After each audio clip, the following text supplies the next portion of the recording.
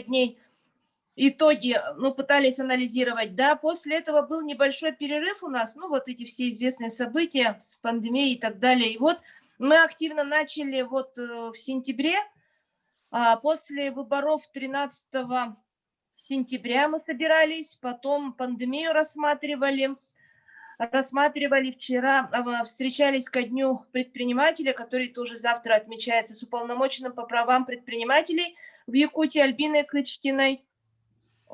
И с экологами у нас было мероприятие большое, в большом составе по рубкам в верховьях реки Амги. Это очень, да, это последнее, это очень хорошо. Владислав уже подключился. Да, мы готовы вроде, да? Пока ламжи нету пока. Наверное, подключится тогда попозже. Давайте тогда начнем. Регламент у нас час. В пределах часа. Тогда начинаем, да? Да. Ага. Добрый день, Иван Иванович. Добрый день еще раз, Добрый уважаемые коллеги. Экспертный клуб по инициативе инициативной группы по созданию Союза журналистов и блогеров сегодня пригласил вас, чтобы задать вопросы, обменяться мнениями, обсудить тему, которая связана с возможными изменениями в Конституцию Якутии. И хотелось бы вам предоставить слово, чтобы вы нас вкратце ознакомили, возможно, с предысторией вопроса и со своей позицией, и в ходе обсуждения будем вопросы задавать. Спасибо. Иван Иванович, начинайте. Хорошо, значит, как мы знаем, внезапно 15 января текущего года президент страны выступил с неожиданной речью, и там он сказал, что будет, значит, Конституция переделана. Как вы помните, это, в общем-то, ввергло всех в шоковое состояние. Зачем это делать? К чему это все? Так.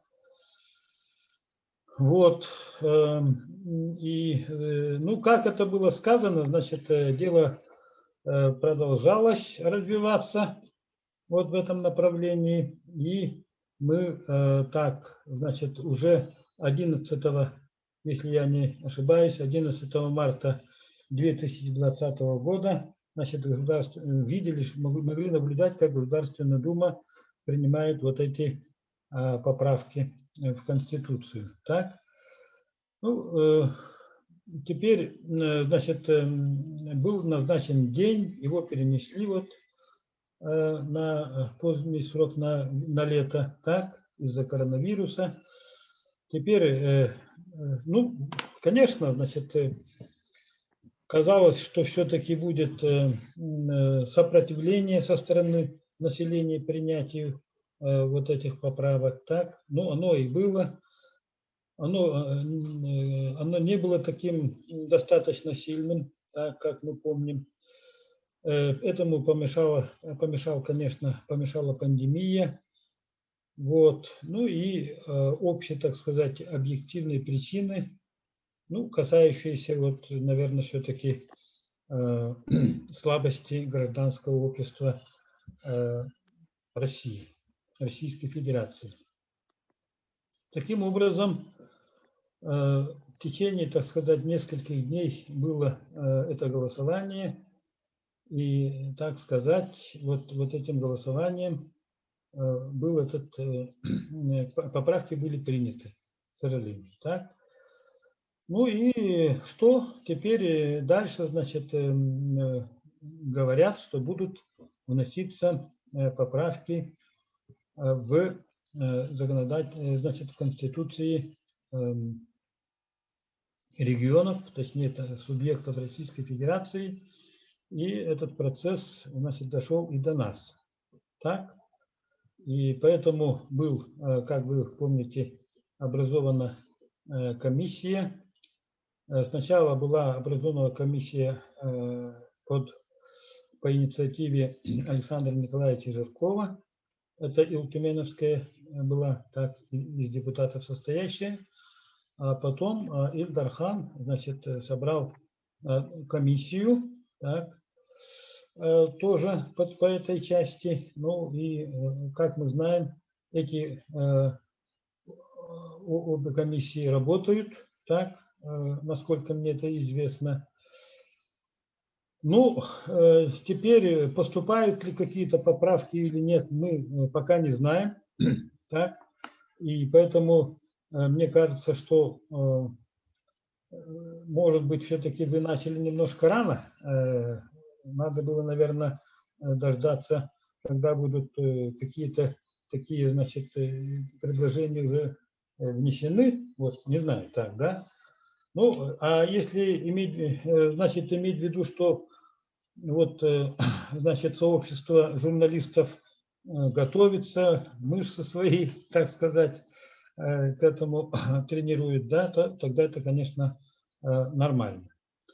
Ну, надо было, конечно, еще и действующих депутатов пригласить. Вот Владислав Петрович мне все говорил, что вот какой-то круглый стол будет по, значит, суверенитету, видимо, я так понимал, да, а потом, значит, по Конституции, так, по поправкам в Конституции. Ну, я думал, что буду просто участвовать, скажем, вот в этом, на этом круглом столе, хотя, в принципе, оказалось, что вот тут я оказался как бы единственным человеком, который как бы что-то там, значит, должен знать. К сожалению, я сейчас не являюсь депутатом, так, и поэтому, так сказать, очень редко хожу в здание Илтумен и редко общаюсь с депутатами, поэтому, так сказать, вот то, что там происходит, внутренняя кухня, она от меня достаточно далека. Ну вот, пока вот так. Спасибо, Иван Иванович. И вот первый вопрос хотелось бы задать. Вообще в целом порядок какой может быть? Потому что вот 17 сентября на заседании Конституционной комиссии республики, да, вот они как раз, эта тема обсуждалась, вот где-то примерно, ну, неделю с лишним назад, да, и глава Якутии Айсен Николаев, он заявил, что для нас основной закон – это Конституция России. На ее основе республика должна подготовить проект изменений в основной закон Республики Саха-Якутия. Вот я процитировала.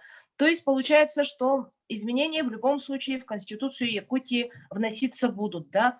И каким примерно может быть тогда механизм? Потому что вот мы с коллегами, когда готовились к сегодняшней встрече, да, с вами, мы примерно, ну, изучили немного опыт других регионов, и там еще летом, в июне, в Татарстане, кажется, председатель их Конституционного суда в большом программном интервью, например, заявил, что у них там какие-то статьи или части их Конституции, они принимаются, ну, их Госсоветом, а какие-то именно могут только референдумом. Вот. А у нас какой механизм может быть? И, ну, пока такой вопрос.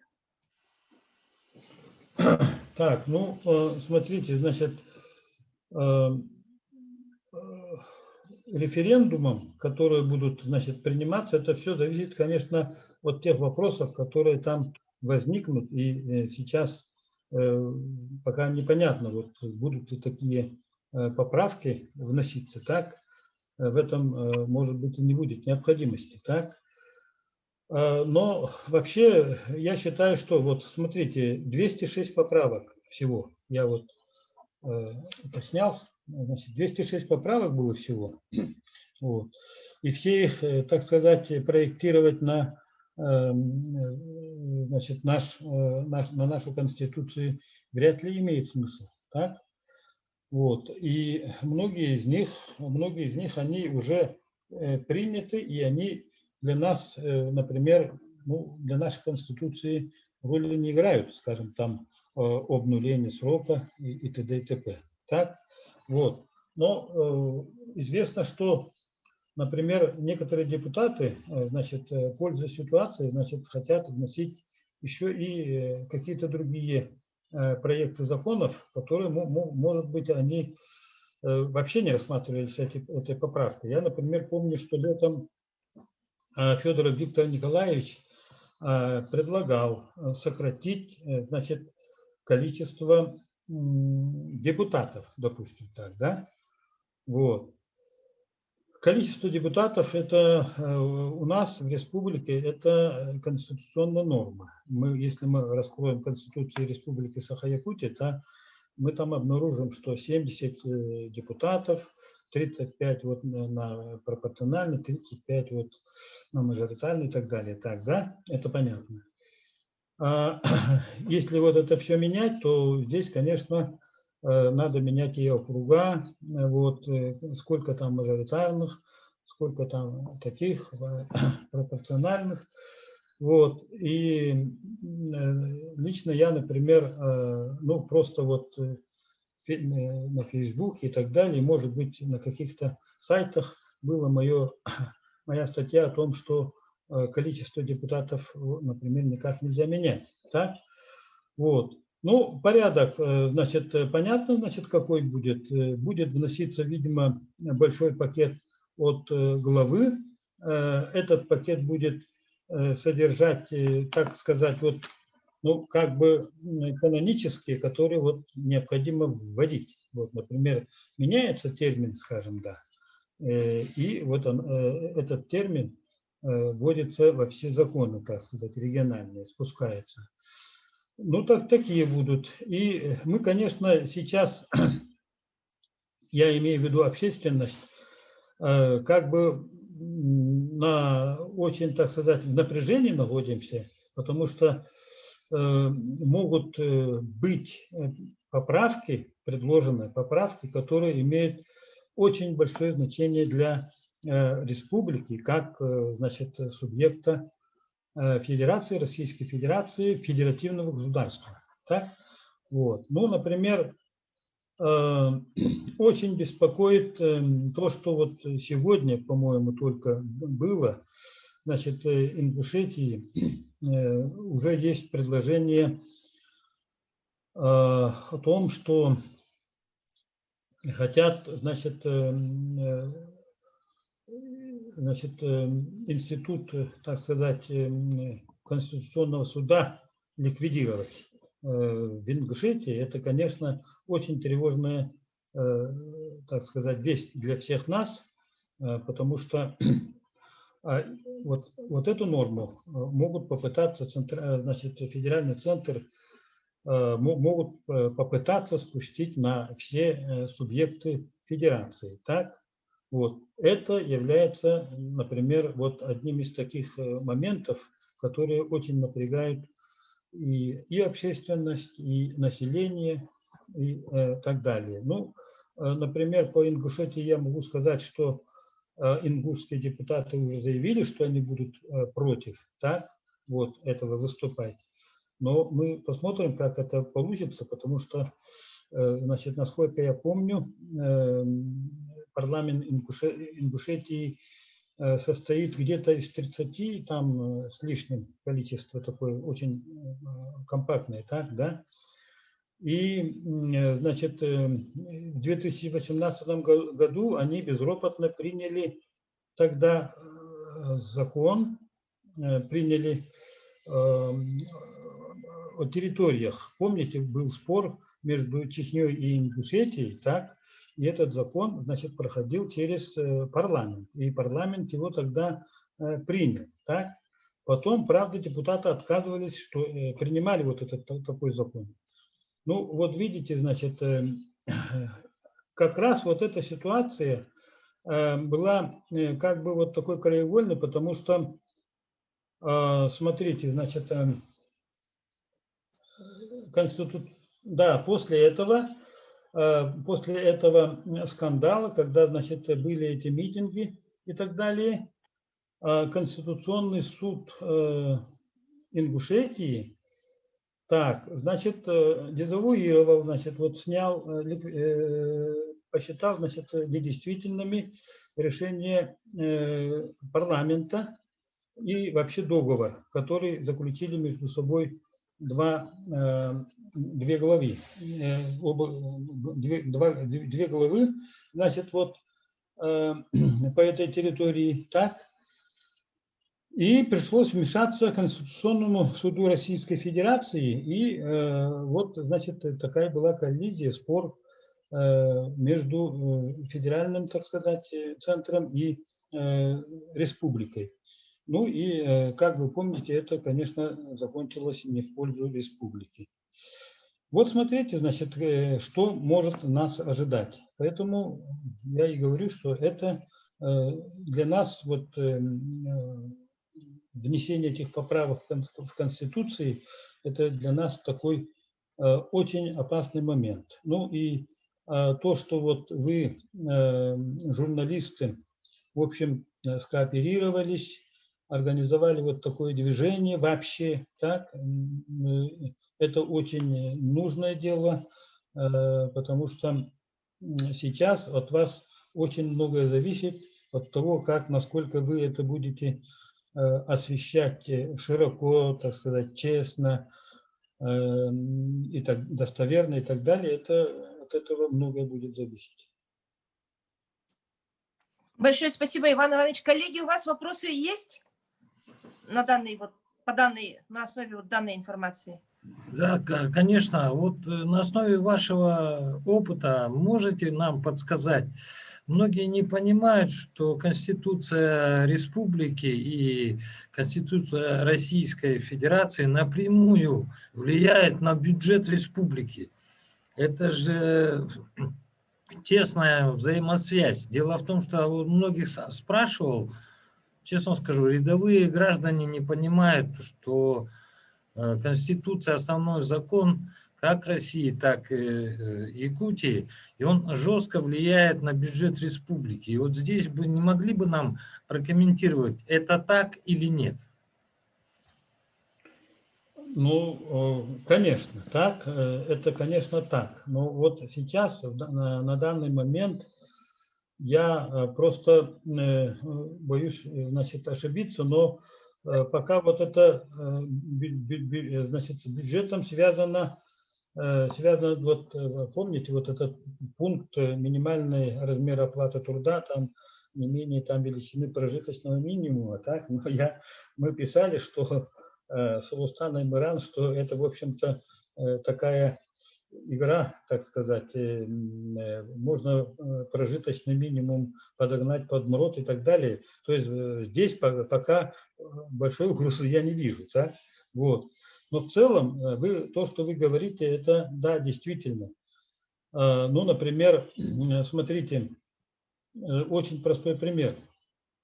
Например, у нас в Конституции Российской Федерации, в общем-то, действует до сих пор, то есть присутствует принцип двух ключей, вот, который поднимали, как раз вот этот вопрос поднимали экологи, и очень правильно так, да? Но он сейчас не действует, так? Он не действует, и это тоже очень сильно, конечно, влияет на все. Так что вот в этом отношении я совершенно согласен. Так. Олег и другие коллеги, будут у вас вопросы или могу я задать?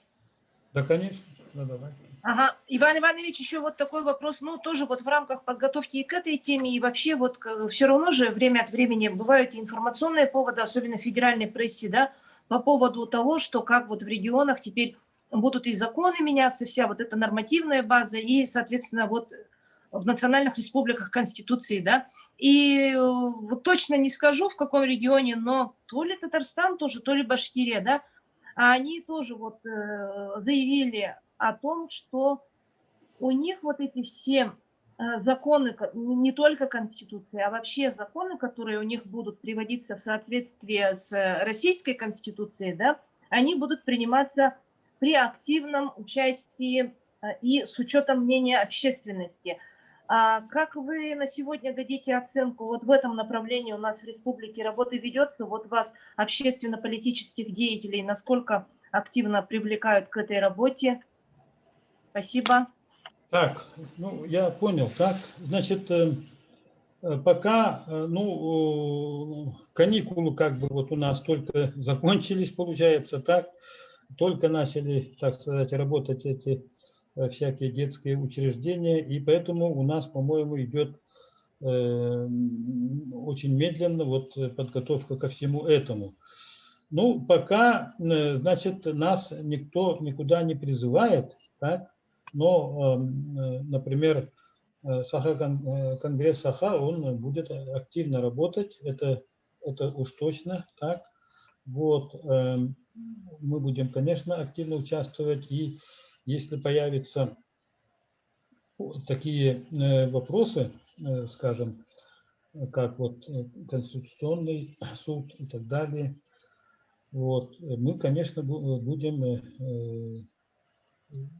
будем действовать в пользу защиты федеративных принципов нашего государства. Это однозначно.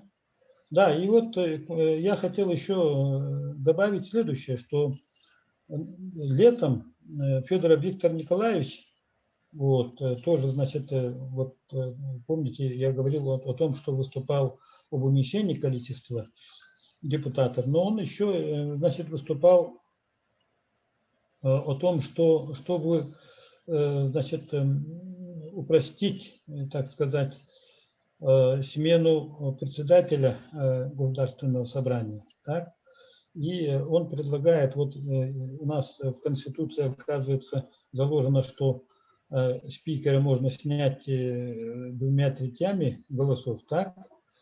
Но он предлагает, что если более половины будет голосовать, то, значит, спикера можно снимать. Ну, вот, например, такие моменты тоже есть. И это, как говорится, пользуясь случаем. Потому что вот эта норма в той поправке, которая была, значит, в Российской Конституции, ничего подобного там этого нету. И вот это, видимо, Виктор Николаевич решил воспользоваться ситуацией и внести такую поправку. Ну, сейчас вот есть просто слухи, что Виктор Николаевич вносит эту поправку в Элктумен, и она будет, наверное, видимо, в той редакции, которую он представил летом. Он летом, насколько я понимаю, он думал, что это надо внести вот поправку в регламент Госсобрания, а оказалось, что это конституционная норма. Можно один еще вопрос Спасибо. задать? Да, Олег. Да, Олег. По поводу местного самоуправления. Дело в том, что сейчас, ну, многие видят, да, у нас есть конституционные права как Российской Федерации, так и Якутии, да, к примеру. Но участились случаи, очень интересные даже, когда местные власти говорят, денег нет, и мы ваше право выполнить не можем.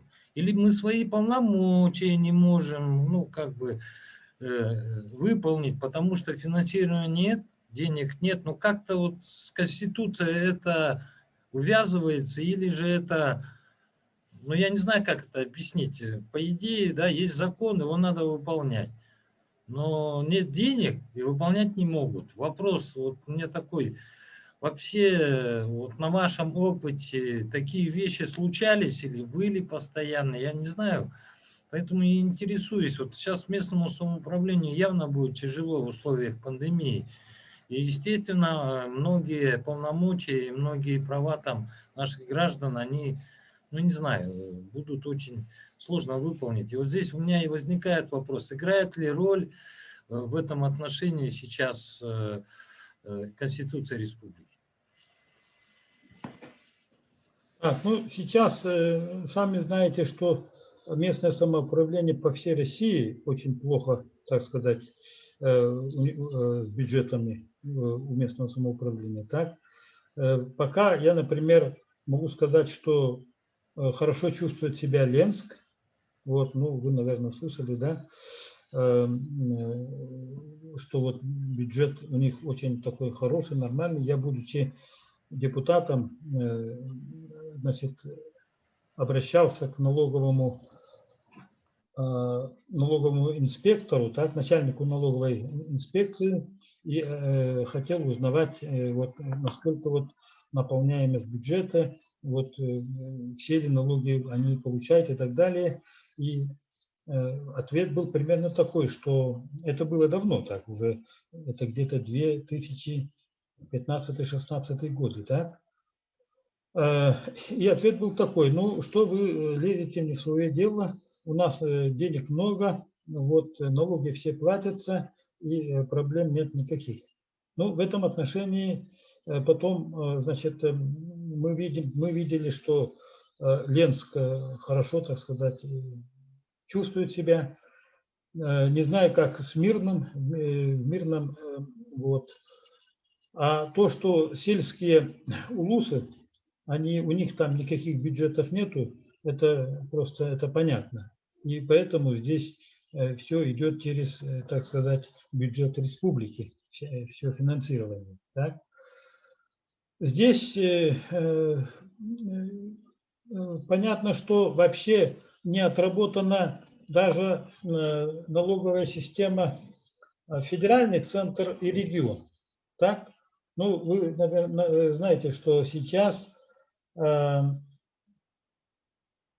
все практически, кроме нескольких регионов, настолько профицитные и, значит, имеют такие долги, да, что это просто все знают, так? Вот, что ситуация здесь очень плохая, и к чему это ведет, это все непонятно. То есть это вот начиная с федерального уровня, ну и не говоря уже и о республиканском. И вот то, что вы говорите, выправление вот этого недостатка, значит, бюджетной недостаточности местного самоуправления, это фактически вопрос всей России. Вот если этот вопрос, как, вот, например, как вы мечтаете, он был бы решен, то и вообще многих вопросов и не было бы. Вот. Здесь сложностей очень-очень много. Вот это уже как бы специальная тема разговора. И знаете, вот надо вот то, что вы проводите, это уже, я бы даже, скажем, ну, принимал бы даже участие какое-то в том смысле, что давайте вот, значит, в организации. Например, вот этот вопрос, если поставить перед депутатами, то есть если этот вопрос поставить перед собой, то это надо вот круглый стол организовать компетентный, не только с депутатами, но и с людьми, которые работают в Министерстве экономики, Министерстве финансов, которые являются вот, значит, главами наслегов, улусов, и это было бы очень интересно на самом деле. Ну, я не просто так Спасибо. задал вопрос. Первое право в Конституции Республики написано, что каждый гражданин имеет право на жилище. Ну, вот видите, сразу вопрос возникает, ну, как молодым на жилище кредиты выдают и так далее. Я имею в виду, что в моем понимании всегда Конституция Республики, Конституция Российской Федерации всегда была как-то поддержана финансово для выполнения определенных обязательств перед гражданами. Но это в моем понимании. Но, тем не менее, на сегодняшний день мы ярко видим, что многое не выполняется. И при этом Конституция гласит, прокуратура требует, а ВУЗ и ныне там, ну, по многим вопросам. И поэтому сразу возникает вопрос, один из первых, наверное, появится новый закон, да, особенно по арктическим улусам. У нас же теперь там совсем другая, как говорится, ситуация. И здесь вот можете прокомментировать сразу вот про Арктику. Явно будет новый закон Конституции Республики. Как вы сказали, новый закон Конституции Республики? Я не понял. В Конституции Республики Саха-Якутия нету ничего о Арктике. Есть только малочисленные народы Севера и защита их в определенных категориях от языка до среды обитания. Ну а теперь ситуация же поменялась. теперь как бы Арктика это уже совсем другая, ну не знаю, ситуация. Я вас понял, значит, я вас понял. Я не считаю, что вот в Конституции Республики Саха нужно вводить отдельную там статью или главу про Арктику, но то, что вы говорите, это закон об Арктике, так? Ну, этот такой закон, по-видимому, будет, да. Вы в этом правы совершенно.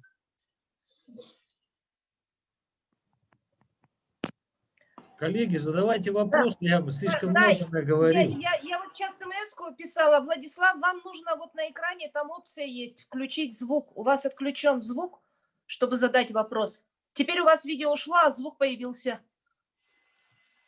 Видео почему остановилось? Потому что вы, наверное, выключили. Вот, теперь все нормально. Пожалуйста, вопрос. Вопрос Владислава Так Коротова. я хотел задать Ивану Ивановичу вопрос. Вот поскольку у нас Конституция будет приводиться в соответствие с российской новой Конституцией, вот вы упоминали Конституционный суд республики. Есть ли угроза, вот, например, ликвидации этого института? И если Конституционный суд будет упразднен, то те решения, которые он ранее принимал, в частности, вот, например, о признании народа Саха коренным народом республики, могут ли быть эти решения приостановлены или вообще ликвидированы? Так, ну, вот я уже немножко говорил о том, что именно есть угроза потери Конституционного суда по той причине, что в новой Конституции Российской Федерации в системе законодательства Российской Федерации нету конституционных судов субъектов Российской Федерации. Так? То есть вот наш не предусматривается. не прописан как бы в этой в основном законе Российской Федерации. Так? Ну, это вот одно. Но это не означает, что республика обязательно должна, значит, закрыть свой конституционный суд, ликвидировать. Нет. Это, я считаю, да, и мы должны считать, и об этом надо писать, и люди должны понимать, что это право народа, право субъекта – это принцип федеративности. Поэтому мы обязательно должны сохранить Конституционный суд Республики Саха. Так? И смотрите, вот, например, в 2018 году был ликвидирован Конституционный суд Бурятии. Ну, я специально вот этот вопрос изучал, так? И там, значит, была такая ситуация, что сначала,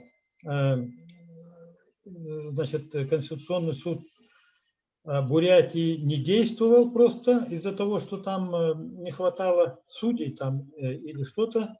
Но затем они решили все-таки Конституционный суд воссоздать, чтобы пустить, так сказать, значит, чтобы она заработала.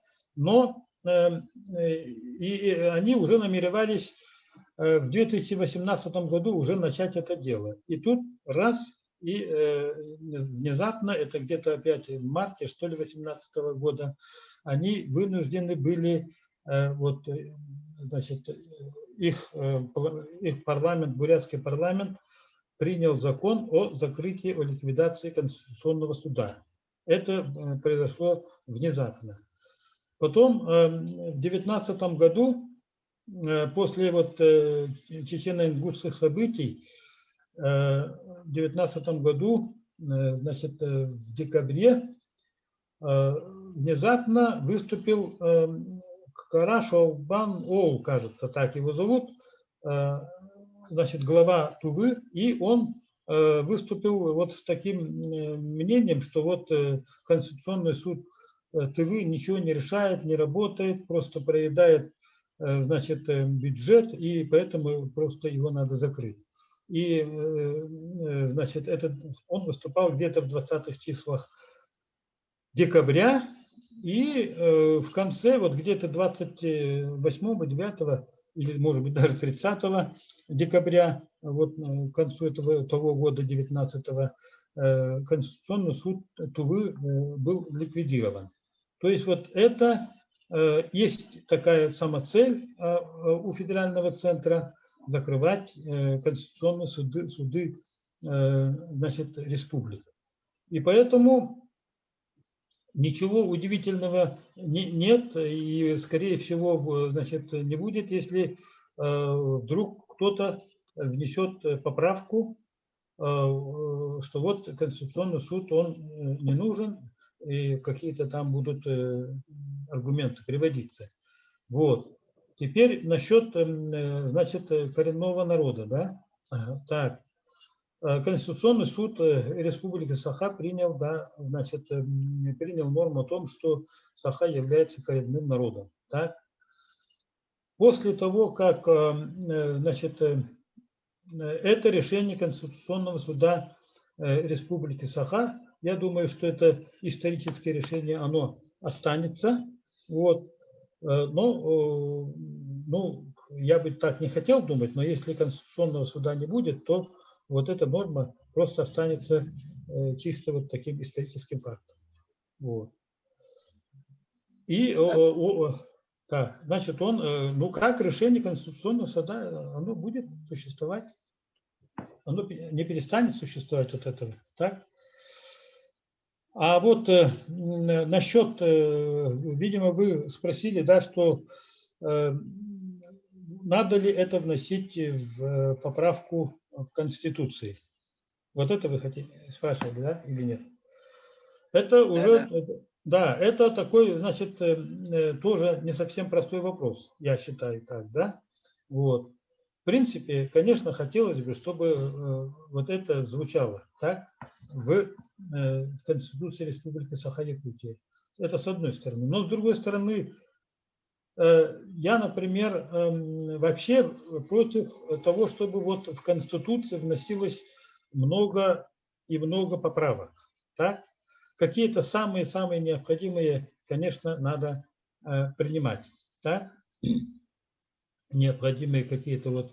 Фундаментальные. Да, фундаментальные. Но это надо, конечно, все обдумывать со всех сторон. И вот у меня вот такой ответ на ваш вопрос. Большое спасибо. Еще, коллеги, будут Так, вопросы? у меня еще одно предложение. Лена. Да-да-да. Еще одно предложение, Иван Иванович. Вот самым злободневным и очень деликатным вопросом у нас является национальный вопрос, да? Иван Иванович, вы писали серию статей по этому поводу. Вот, Лена, можете ли вы взять, вот, например, его материалы для архива экспертного клуба, для того, чтобы вот эти статьи, которые писал Иван Иванович по Конституции, национальные вопросы, были у вас, и ими мог бы пользоваться там любой журналист? Да, конечно, в интернет-издании в Якутии.ру вот открыт, Это как и у Игоря Савинова на ЕКТ-информ, специальный раздел «Экспертный клуб». И когда ваши материалы вы нам направите на электронную почту с указанием первоисточника, где они выходили впервые, да, то мы, конечно, их разместим именно вот в рубрике, в новом разделе «Экспертный клуб». Спасибо большое заранее. Еще вопросы? Так, ну, пока нету вопросов, я тогда сам что-то расскажу, можно, да? Пока вы будете... Да-да-да, потом еще вот, да, я задам свои оставшиеся вопросы. Пожалуйста. ну, нет, задавайте тогда вопрос. Тогда да, тогда Я такой думал, это вопрос. музыкальная пауза, и поэтому решил Нет, я просто вас как-то развеселить. неудобно самой все время спрашивать, поэтому, Иван Иванович, вот вы сами, да, насколько мы верно понимаем ситуацию, были против, да, поправок вообще в Конституцию России, да, вот, и, как помните, там было очень много обсуждений, если не ошибаюсь, статья 68 была, да, о языке государства образующего народа, да, вот, и в связи с этим, вот, приближаясь к теме нашего сегодняшнего разговора, то сейчас, как вы считаете, если пакет поправок в Конституцию Якутии пойдет, да, чтобы привести все в соответствие, это вот якутского языка как-то будет касаться или нет? И языков коренных малочисленных народов Севера? В этом Так, плане вот вашу позицию хотелось бы узнать и, возможно, прогнозы какие-то ну, или вы знаете, вот, опасения. да, были люди, которые, значит, в пику вот этому, тому, что вы сказали, давайте, говорят, мы внесем такую поправку, что государствообразующим языком Республики Саха-Якутия является якутский язык. Я, например, против таких поправок, потому что я был против поправки вот такой, что вот русский язык является языком государствообразующего народа, так? Так, значит, раз я против, так я не могу поддержать, естественно, вот его зеркальное отражение в Конституции Республики Саха-Якутия, так? Но я думаю, что, наверное, могут быть внесены поправки, которые, значит, касаются каких-то, так сказать, усилений позиции народов, значит, Якутии, коренных народов Якутии, народа Саха и так далее. Вот. Ну вот так, я думаю, да. И еще вот такой вопрос, да, касаемо, ну, так как Владислав Коротов, мы с вами, ну, все коллеги, да, с экспертного клуба, с инициативной группы, мы вот последние дни очень активно освещаем тему вот по итогам прошедшего заседания, да, нашей встречи по вопросам экологии. И вот Ивану Ивановичу, как нашему гостю, эксперту, хотелось бы тоже задать вопрос, а будут ли возможно ли какие-то поправки теперь в Конституции Якутии вот касательно экологии? Это что-то такое было вот в тех 200 с чем-то, которые приняты в российскую? Или по экологии все спокойно, никаких поправок не ожидается и не прогнозируется? Ну, вы знаете, вот и в Конституции России так, и в Конституции Республики Саха об этом хорошо написано. У нас, в общем-то, в каком-то смысле вот законы были хорошими, так, но они просто не, их мы не применяем, что они не работают. И да, и скорее всего вот работают, так сказать, против этих законов. Вот в этом наша беда. Ну да, и вот, значит, я хотел добавить, да, что вот сейчас, смотрите, вот проблема вообще вот нашего общества, российского общества состоит в том, вот, что мы очень вяло, слабо реагируем на все то, что происходит. Идет, так сказать, вот нагнетание, значит, усиление, скажем, власти,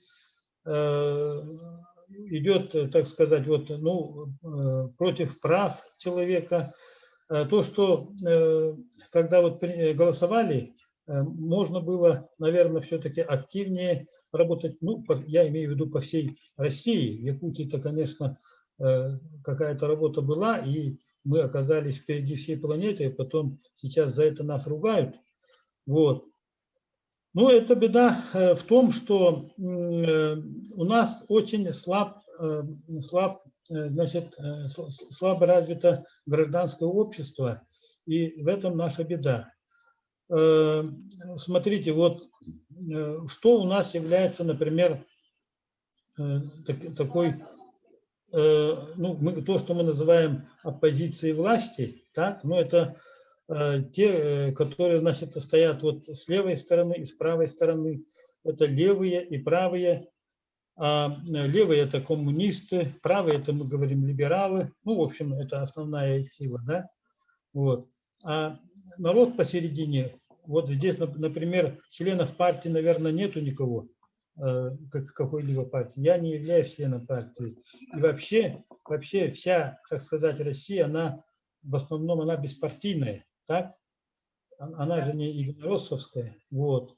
Вот это большая беда. И поэтому я вот то, что Владислав Петрович сказал, чтобы вы собирали, вот, могли бы собирать вот эти материалы, я первым делом отправлю вам письмо подписанная, значит, представителями 6 регионов: Иркутска, Бурятии, Республики Алтай, об организации в регионах народных палат. Так? Вот. Мы считаем, что сейчас необходимо, чтобы вот, значит, общественность, которая у нас где-то кое-как, значит, появилась, так, за эти 30 лет, так, они могли бы, значит, собраться, независимо от того, какая партия, значит, левый, правый, справедливорос, единорос, вот, и могли вот обсуждать все эти вопросы и, значит, защищать интересы населения того региона, где они живут, вот. И эти народные палаты, они должны стать как бы, значит, центром оживления общественной жизни и гражданского общества.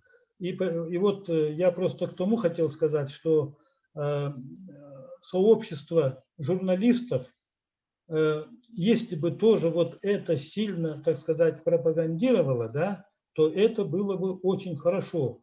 Вот у вас есть ли связи с другими вот, журналистами других регионов? Или вы еще пока не устанавливали такие контакты? Вы имеете в виду вообще Союз журналистов Якутии, допустим, или вот нашу инициативную группу, которая Союз журналистов и блогеров создает?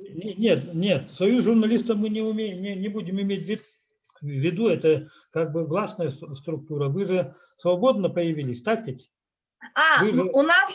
Да, мы начали, и у нас есть первые даже планы работ, уже даже участие в одном из мероприятий. Вот у меня все никак не могут руки дойти, дописать этот материал. У нас есть определенные контакты, ну, начинаются, по крайней мере, с журналистами из других регионов и вот, в частности, Дальнего Востока.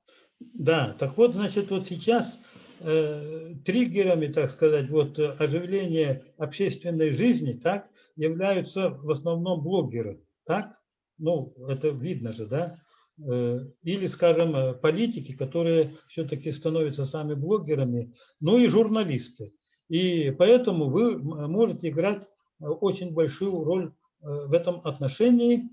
Понятно, что мы, конечно, в Республике Саха можем такое организовать. Я думаю, в этом ничего такого особо трудного нету. Но я знаю, что в других регионах это очень тяжело это делать. Так? Вот. Но те, которые подписали вот это письмо, вы увидите это, да, но они тоже будут пытаться все-таки это организовывать. Понятно, что это очень трудное дело у нас в России это делать так, да. И я даже больше скажу, что если, скажем, вот такие народные палаты, они начнут действовать в регионах, так, вот, значит, занимать умы людей, что люди будут, так сказать, вот, приходить, обсуждать там свои проблемы. А у нас какие проблемы вот в регионах? Это, во-первых, экологические, во-вторых, это правовые, защита прав человека. Вот. Ну и понятное дело, что вот мы без работы, значит, денег нету и так далее, то есть социальные вопросы. Вот. И все эти социальные вопросы они могли бы обсуждать. Вот. И это бы сыграло очень большую роль, я думаю, в будущем. Вот сейчас все ожидают, что вот будет смена власти там.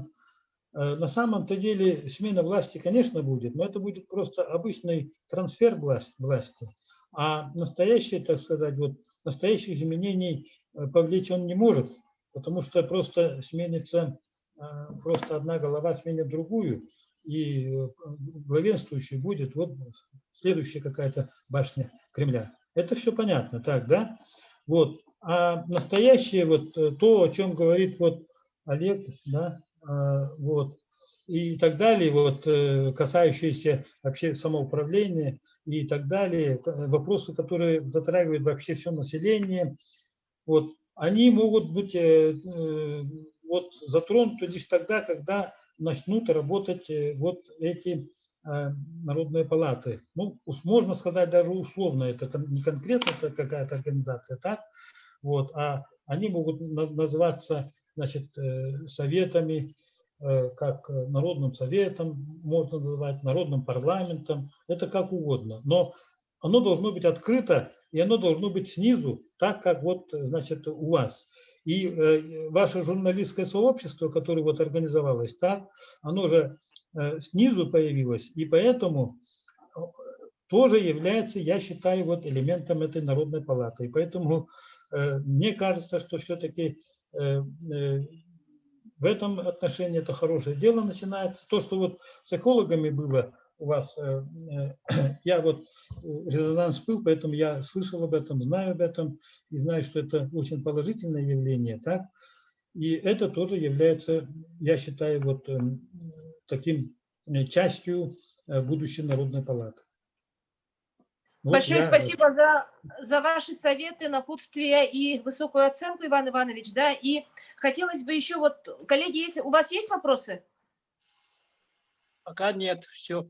Ага, если пока нет, то у меня вот еще такой вопрос, да, вот просто вчера есть такой информационный повод, наверное, для этого вопроса, и в том плане, что вот как раз Иван Иванович есть с чем сравнить, вы были депутатом 5-го созыва, народным депутатом Якутии, да, и если возможно ответить на этот вопрос, вы как оцените работу действующего созыва Илтумена, да, и особенно вот, может быть, в преддверии праздника, который будет завтра, да, День государственности, что вы им хотели бы пожелать, ну, как сказать, тоже напутствие ваше, может быть, да, передать вот депутатскому корпусу действующего созыва и как оцените их работу, если можно, пожалуйста.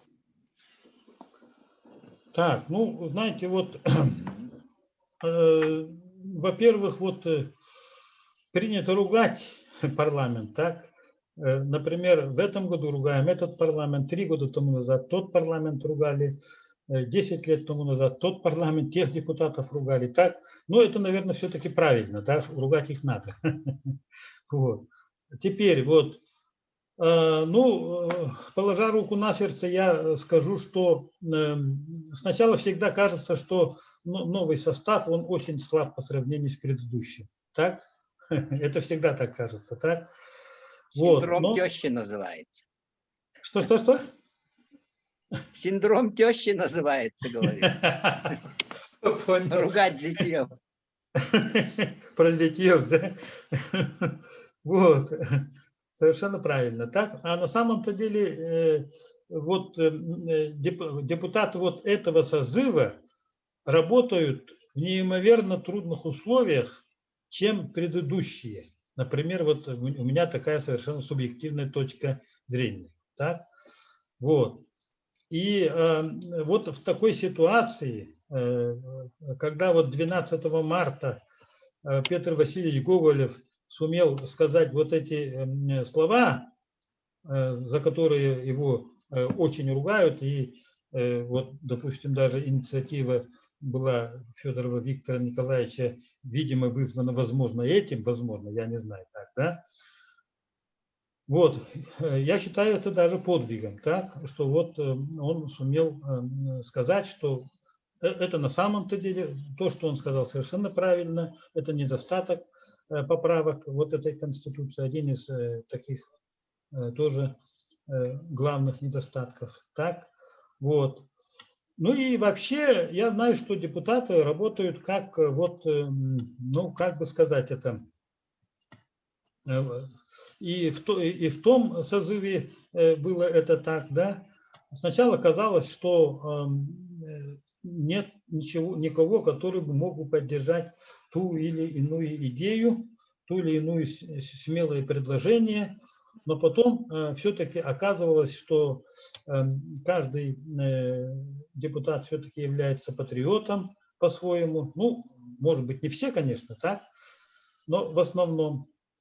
Конечно, всегда мы желаем лучшего. Вот в преддверии, значит, Дня Республики я хочу пожелать... Дня государственности. Что? Дня государственности. Да, День Дня Республики весной. Да, Дня государственности. Спасибо. Я, значит, пожелаю депутатам 6-го созыва так смелости, мудрости, вот, честности, чтобы они вот смогли вот этот трудный момент, так сказать, выдержать этот экзамен. Иван Иванович, вот вопрос, который рождается из вашего вот ответа на предыдущий вопрос. Да, скажите, вот, да, выступление Гоголева на той исторической сессии Петра Васильевича вызвало очень широкий резонанс, да, и в прессе вот до сих пор тоже, ну, как бы, да, по-своему вошло в историю, да, но в итоге-то, в общем, против проголосовал это только Сулстан Амаранжи, да, если мы Нет, вспомним вот события нет, марта. Он же нет, нет, нет. воздержался, или он Ну тоже да. против, или за? Нет, насколько мне известно, он воздержался. И Вот. и обвинять в том, что он не голосовал против, по-моему, это неправильно, потому что он является, он даже мог голосовать даже за, так? Потому что он выступил не против всех поправок, а он выступил за какие-то поправки. Но За часть, да. он воздержался. Да. А против тогда Сулстана Амаранжи только голосовала, одна единственная, правильно, если вспомнить те события? Так, не могу Кажется, сказать. она только. Не могу сказать. Ага, хорошо. Большое спасибо. Коллеги, еще вопросы? У меня все. У меня Да, один только если вопрос. вопросов нет, Один вопрос да, только. Олег, пожалуйста. Такой, может, провокационный, да, знаете, как в жизни бывает. Если не получается, то люди бросают, да.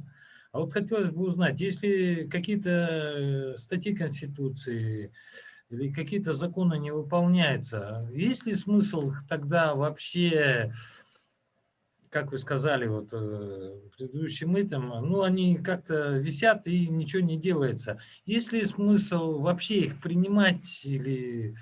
Я вот с этой точки зрения вот понять не могу. Зачем принимать законы, которые не работают? И какой смысл тогда вообще их принимать? И какой бы совет в этом бы дали нашим, наверное, депутатам, может, нашему экспертному совету? Потому что впереди стоит большая работа, и действительно есть много вопросов, и мы можем действительно принять то, чего не работает. И смысл тогда этих законов? Олег, я за то, чтобы вообще никаких изменений не принимать в нашей Конституции. В этом я на 100% с вами солидарен. Я об этом раньше сказал. Так? Вот. Ну, ладно, теперь вот вообще, если абстрагироваться, да, вот этого, от того, что вот именно от Конституции вы имеете в виду вообще про все законы, да? Принимать законы или не принимать их и так далее, так? Вот. Ну, по Конституции я что бы хотел сказать? Я, например, считаю, что придет время, я надеюсь, вот как все время говорит Соловей, скоро наступит время, говорит он, Валерий Соловей. Помните, да? Вот. Я надеюсь, что наступит время, когда вот эти поправки будут в Конституции сняты. Я считаю, что вот Конституция, Ельцинская Конституция 93 года Российской Федерации, это все-таки своего рода вот большое достижение для той плеяды политиков, которые, значит, вот в 90-е годы появились, которые работали и принимали этот закон. Ну, может быть, это не депутаты, это делали, конечно, юристы и так далее, но это все, конечно, вот то тогдашнее сообщество. Я считаю, что это все-таки было достижение. После этих 206 поправок, мне, знаете, я даже и не хочу открывать эту Конституцию. Там вообще Бог весь что написано. Вы же сами понимаете, что многие нормы вот насчет этих МРОТ и так далее, ну никак не могут, они вот в Конституции вообще никакого отношения не имеют. Так? Вот. И их внесли. И вот этих таких, значит, еще сотни будет. Так, да? Поэтому я и говорю, что надо поменьше менять и нашу Конституцию. Вот это просто такая необходимость, вынужденная необходимость из-за того, что вот время такое. Так? Вот, что делать? А на самом-то деле, да. Теперь о законах, о которых вы говорите. Вот я, например,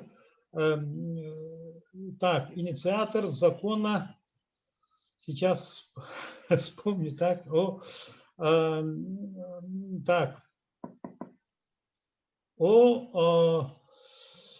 значит, как он назвал же,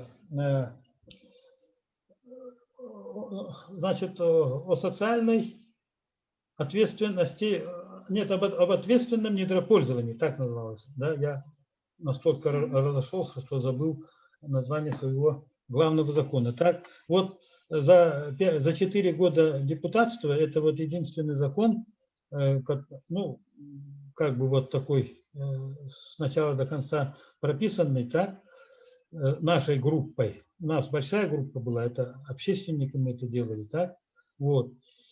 И этот закон об общественном недропользовании, он вначале был, конечно, очень нужным, полезным в том отношении, что наполнял бюджет республики.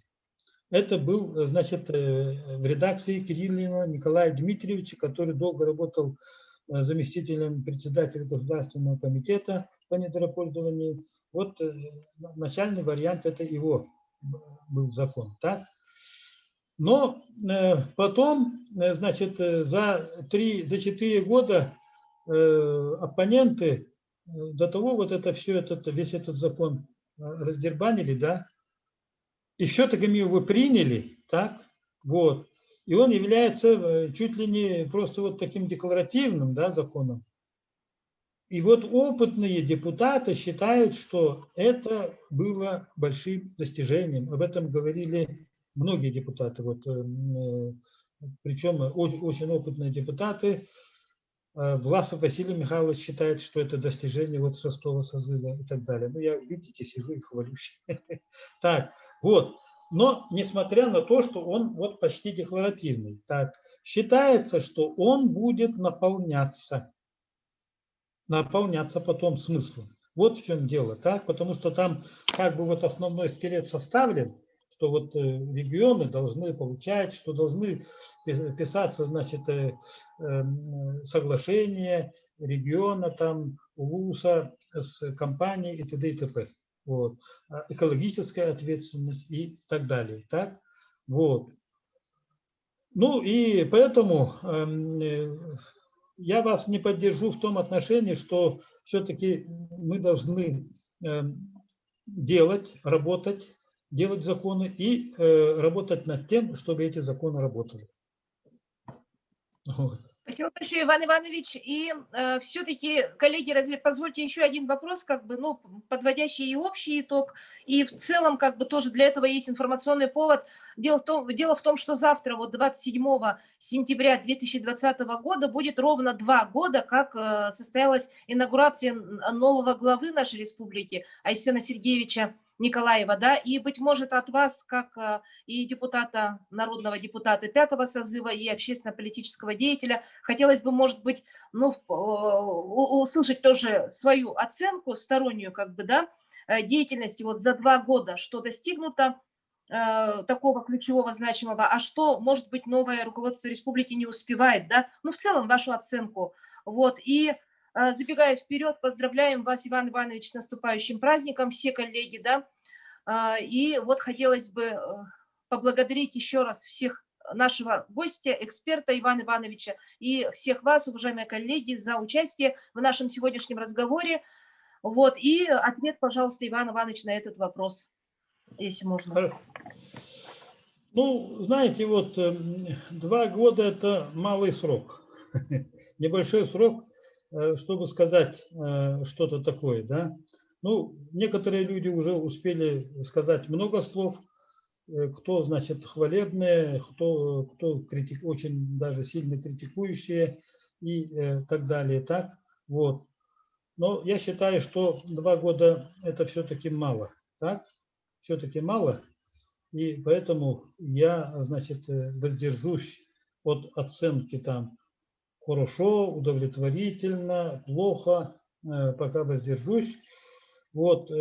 И могу просто, опять же, повторить те же слова, что я и сказал про депутатов, да, что он работает сейчас по сравнению даже с, ну, с Михаилом Юрьевичем не надо сравнивать, это тогда была совершеннейшая свобода в то время, да. Вот. По сравнению с Вячеславом Анатольевичем Штуровым, так. Но я понимаю, что Егор Афанасьевич работал в очень трудное время, так. Но, возможно, даже это вот нынешнее время, оно даже потруднее вот тех времен, когда работал Егор Афанасьевич. Вы знаете, вот, например, если бы через 2 года после того, как проработал Егор Афанасьевич, меня бы спросили, если бы я что-то ответил, так, то я точно знаю, что этот ответ был совершенно бессмысленным, потому что вот я, например, сейчас оцениваю то, что сделано Егором Афанасьевичем, совсем иначе, как вот когда он работал. Вот. Я никогда не пел, значит, хвалебных Егору Афанасьевичу, так, Борисову, но, например, люди сейчас в основном же его критикуют, что вот он то-то сделал, кто-то там продал и все такое, так? Вот. Но на самом-то деле за всеми этими, значит, было много всяких разных таких сложных сюжетов, коллизий и так далее. И придет время, и, ну, я, например, знаю какие-то моменты, я даже у него спрашивал разрешение, могу ли я об этом говорить. Он говорил, что нет. Например. Это Ну, вы это сейчас я про так. кого имеете в виду? Про Егора Я Афанасьевича? Егор Афанасьевича говорю, Борисов. Да. Ага. Да.